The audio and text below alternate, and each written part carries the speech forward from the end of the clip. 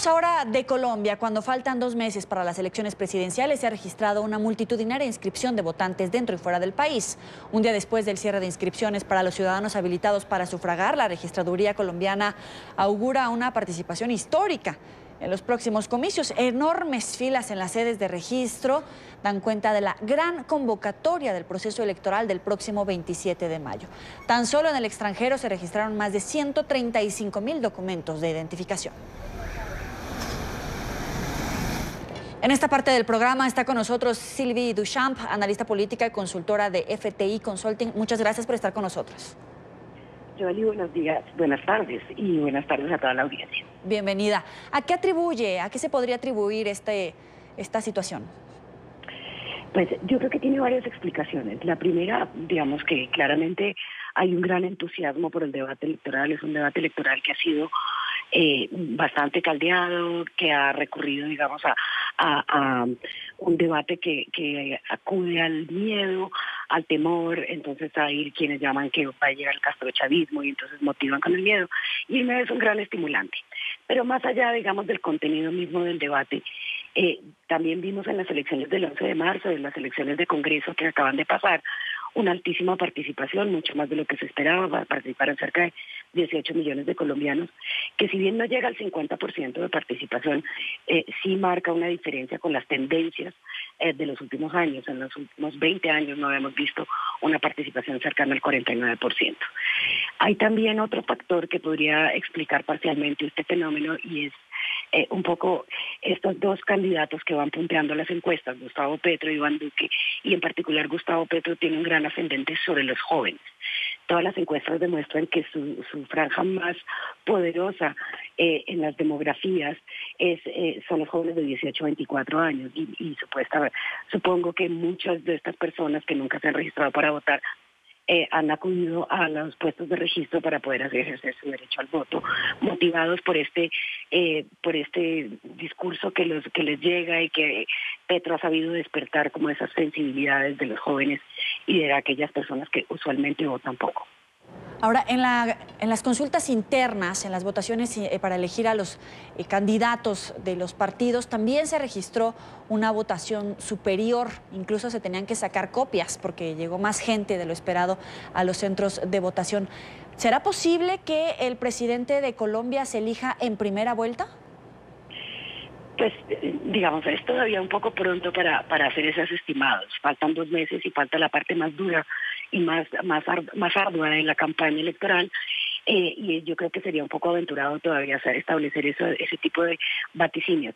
Sin embargo, lo que demostraron las consultas del pasado 11 de marzo es que claramente hay unos segmentos de voto duro, de voto muy fiel a estos candidatos, que ya está bastante decidido y fue una votación, como usted lo menciona, bastante importante.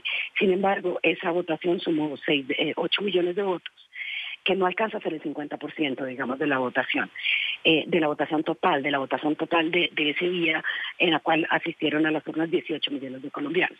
Lo cual lo que indica es que de todas maneras hay una franja de indecisos de unos 7 millones de personas que todavía no han encontrado cuál es el candidato de su elección. Entonces, digamos, en esta recta final, a pesar de que tenemos 2 punteros en las encuestas que sostenidamente desde el día de las elecciones de Congreso han liderado la intención de voto en todas las encuestas, faltan 2 meses, es un poco difícil, y estas 2 personas no reflejaron esa votación, que se abstuvo, que a pesar de que acudió a las urnas y a pesar de que depositó un voto por Congreso, no participó en la consulta interpartidista. Para muchos colombianos, la sola amenaza, la sola información de que Gustavo Petro tenga una relación ideológica, una cercanía ideológica con el expresidente venezolano ya fallecido Hugo Chávez, significó también un motivo para salir a votar y decir: tenemos miedo, hay que votar a favor o en contra. Pero este miedo en algún momento puede resultar favorecedor para que los colombianos vayan a las urnas y también se mezclen, por ejemplo, entre los jóvenes que van a votar en primera ocasión, o cómo va a figurar todo este fenómeno que se puede registrar en esta primera vuelta. Sin duda el miedo a la situación de nuestro país vecino, Venezuela, que es desgarradora y es absolutamente descorazonadora, ha motivado a muchos colombianos a mirar hacia las ideas de izquierda y a las ideas de lo que se llamó el socialismo del siglo XXI con cierto recelo. El empobrecimiento del país vecino es una cosa aterradora, el desabastecimiento, y no solamente, digamos, la situación económica, sino la situación de libertades y de derechos democráticos ha sufrido un deterioro tremendo en los últimos años, y pues ha servido también de aliciente para que los colombianos repiensen un poco sus planteamientos y sus consideraciones hacia las ideas más de izquierda. Sin embargo, también existe una corriente mucho más moderada y que es esta que mencionaba anteriormente, que no se manifestó en estas consultas, que solamente hicieron consultas el partido de la derecha y los partidos de la izquierda. Todo el centro se quedó un poco en el limbo, sin mucha figuración, y eso lo demuestra claramente las encuestas de que en este último tramo del debate era un debate entre la izquierda y la derecha, y toda aquella digamos, posición un poco más moderada no estuvo representada en esa votación.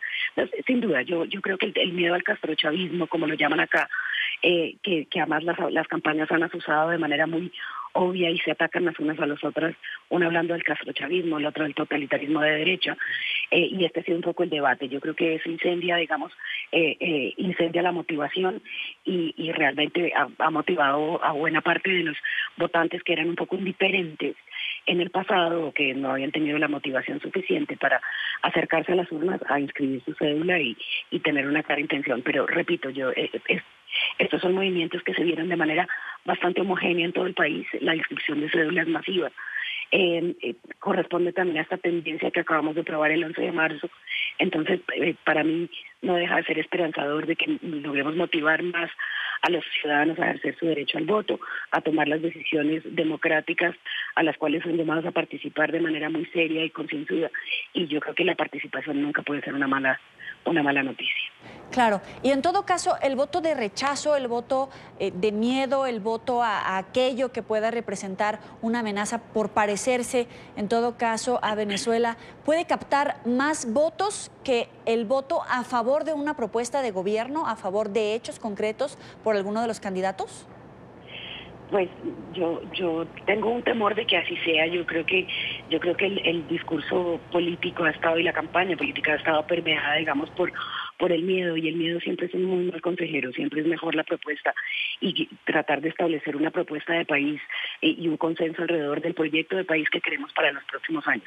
Sin embargo, digamos, estas propuestas han encontrado, digamos, en los ataques mutuos a los extremos un caldo de cultivo para motivar a la gente y para despertar una campaña que ha estado permeada por la pasión y por la respuesta como instintiva y como sin mucho raciocinio. Es Sylvie Deschamps, analista política y consultora de FTI Consulting. Muchas gracias por estar con nosotros. Joely, a ti muchas gracias.